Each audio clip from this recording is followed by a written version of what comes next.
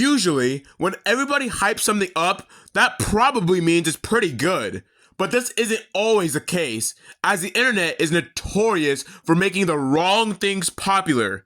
And here is a completely random example of that statement. And when things are perceived better than they really are, that's called overrated, which is a term that I think is sometimes thrown around too much. Like, I hear people call something overrated the moment it gets slightly popular. Like, bro, nobody knew that shit existed until 2 days ago. How is it overrated? But regardless, I think it's high time somebody props some of these glorified things or people down a notch. So enough chit chat, let's start what will probably end with me just ranting at a screen. The first most overrated thing, or time period in this case, is the 2020 lockdown. You see, when monkeypox was spreading and could no longer just be transmitted through brotherly love, there was a threat of another lockdown, and for some reason, people were happy. Do you guys just not remember how boring quarantine was? Like, yeah, the first week was fun, hopping on the game all day with your boys, but at some point, all you could do was lay on your floor and contemplate the reason for your existence. Or is that just me? Anyways, even if you like the lockdown in 2020, you have to remember that we ain't young kids with no job, no aspirations, and no responsibilities anymore. If we go into another lockdown right now, a lot of us would be like, I'm not trying to end up like the class of 2020 and graduate online. Sorry, not sorry. Plus, kids would become even dumber than they are now. I mean, does anyone even remember anything they were taught during quarantine? Because I sure don't. Every time we had online classes, my camera would suddenly be broken as I played Madden for the 4th straight day. Of course, quarantine had some positives, like Among Us before it became brain rot, and Prime Fortnite, even though I never personally got into it. Plus, I got an insane amount of dad lore, because I'm going to be describing COVID like I was Ellie in The Last of Us and not Jabba the Hutt. It is this Pokemon! Now, switching from time periods to holidays, we have Halloween.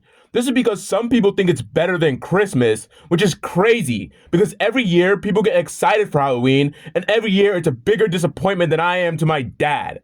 Halloween to me was always kind of mediocre, to be honest, because I only got to go trick-or-treating like 3 years, and I only went because my friend took me. But at least kids were actually trick-or-treating back then, because nowadays, you don't see anyone outside for Halloween anymore. This started back in COVID, another reason why it sucks, with the rise of the trunk or treat, which is a get-together where a few days before Halloween, where adults hand out candy from the trunks of their car. People started doing this because of safety and protections and stuff. And to that I say, who cares if a few kids go missing if we get the old Halloween and its memories back? Plus, teens are too occupied with going to parties and creating the next generation to care about giving or getting candy. Like, for the past 3 years, after every Halloween, all I see is people disappointed that they saw no trick-or-treaters to give candy to. Halloween has sadly become a skeleton of what it used to be, yet it's still considered a holiday powerhouse. SpongeBob, Patrick. Now, moving away from real life, let's go deep sea diving, because the next most overhyped thing is Spongebob Squarepants. And surprisingly, I think this is a take that will get the most pushback, because how integral SpongeBob is to all our childhoods and even adulthoods, but I think it has to be said. SpongeBob is widely considered to be the best cartoon of all time, which if your standard is popularity and success, then I think it is undeniably the greatest cartoon ever. But that isn't what many people think the criteria is, and they still say it's the best, which sadly, it just isn't. SpongeBob has ran from May 1st, 1999 to this very day, and you might think, damn, that's 20 years of dominance, while most cartoon gets axed after a single season. But the SpongeBob that is running now isn't the best show of all time, you remember. It isn't good or even okay. It is bad. Like, really, really bad. The show honestly has not been good for like 10 years now, but I think you all know that modern SpongeBob is bad. That's not a new revelation, because when people think of SpongeBob as the best, they're probably talking about the first 3 seasons, or the golden era. Most of the memes and clips you see of SpongeBob come from these 60 episodes. This and the first movie are why the yellow sink utensil is adored so much. And while I think these episodes are actually really good, I just don't think they're the best. I'd say that some shows I think are better are the Cartoon Network Big Three. This is Adventure Time, Regular Show, and The Amazing World of Gumball. And I think each of these has its own reason for why it's better. Adventure Time has way better story and writing. I mean, SpongeBob is episodic, but still. Gumball is funnier than SpongeBob, and you might be mad that I say that, but if you watched it, then you'd agree. And finally, Regular Show is more creative than SpongeBob in terms of episode ideas and stuff like that. Some others that I think are also better are Avatar, Teen Titans, not Go, Gravity Falls, and Phineas and Ferb. And there might be more, but I think you'll get the point by now. And it's not like I was one of those kids whose parents didn't let them watch SpongeBob. No, I had almost unfiltered internet access, which is not a good thing. But still, stop overrating SpongeBob. And I mean, it's iconic and nostalgic, but it isn't the greatest animated show of all time, and nor is it close. The next thing is commonly called the best years of your life, and if that's true, then I'm in for a rough time, because high school is just not that good. And maybe that's just because I haven't finished it yet, and senior year is going to be amazing or something, but right now, I have to say that I'm severely disappointed. I remember how middle school teachers used to say how scary high school was and how teachers wouldn't let that slide. And that has to be the biggest cap ever because it really wasn't that much different. Because back then, when I was a kid, I thought high school was a place where people got shoved in lockers and abruptly burst into songs. Like the way high school is portrayed has got to be the most unrealistic thing in media. Like aliens that impregnate dudes? Maybe. This being a high schooler? Yeah. I'm not buying it. And while bullying exists, it's rarely ever physical. And if movie bullies were actually in real life, I genuinely think they'd be the one getting bullied. Hey you, give me your lunch money, dweebius, or else I'll give you a noogie.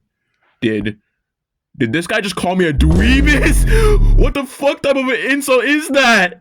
Plus in high school, you have to maintain keeping a high GPA, doing your sport or after school activity, and having a social life, which can be pretty stressful. Good thing that I only need to worry about 2 of them. But honestly, I don't think I put enough effort into making high school the best years of my life, because I honestly never really tried to do anything. Like I never really go to any parties, nor do I go to most games. I do at least go to the school dances, but like that's like the first step. And I like to say it's because I'm trying to maintain grades and work on this channel. But honestly, it's not. I'm just lazy as fuck. But yeah, I'd say my whole high school experience was way overhyped.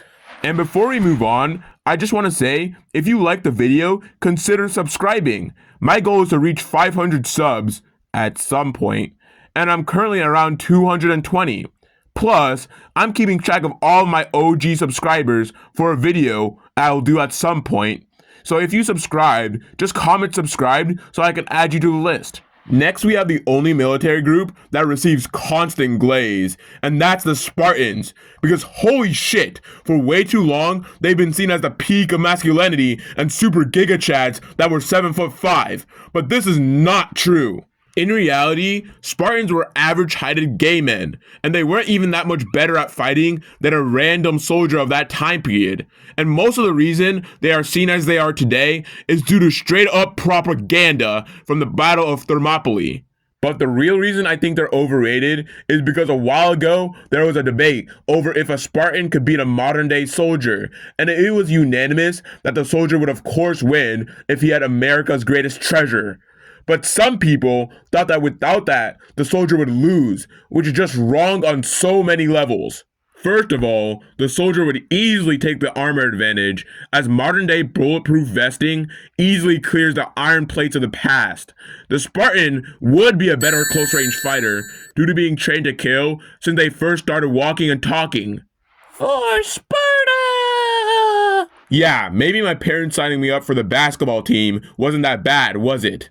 Anyways, the soldier would take size and strength because humans have gotten taller over time. I mean, 6'3" is the new 5'10", am I right? Plus, the soldier has way more win cons, like throwing a grenade at the Spartan. The Spartan probably wouldn't even know what it is and probably thinks it's a rock or something. And God knows what would happen if you gave the soldier a gun. He might solo all of Rome just by himself. So those are just some of the most overrated things I could think of. And as we all know, a lot of stuff is overhyped, overplayed, or overproduced. So the moral of the story is to see how good something is for yourself rather than letting others' opinions dictate yours.